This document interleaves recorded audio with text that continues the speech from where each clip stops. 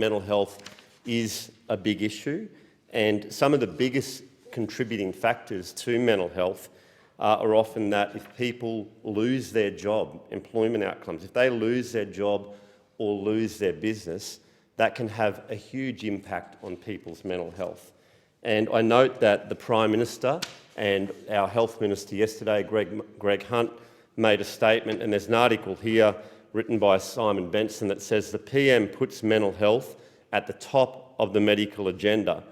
And the article says that Scott Morrison will appoint the country's first Deputy Chief Medical Officer for mental health to steer a new pandemic plan for a feared second wave of coronavirus crisis.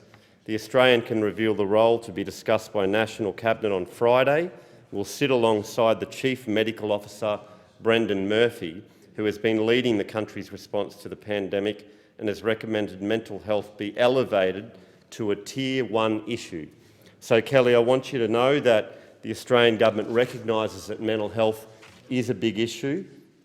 There's been lots of mental health support, not just on this announcement that was announced this week and will be discussed at National Cabinet on Friday, but the Morrison government has announced some $1.1 billion to support more mental health, Medicare and domestic violence services.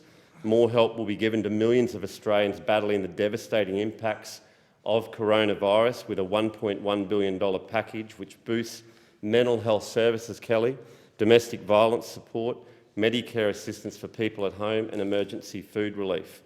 There's a whole lot of different, the 1-800 RESPECT number, the National Domestic Family and Sexual Violence Counselling Service, which already supports around 160,000 calls a year. There's Men's Line Australia, a line specifically for men that want to discuss how they're feeling. There's Trafficked People's programs, support for women and children. In my own role as Assistant Minister in Social Services, we're building some $60 million worth of new housing for safe places to support 6,500 women and children a year. So there is a lot happening around mental health.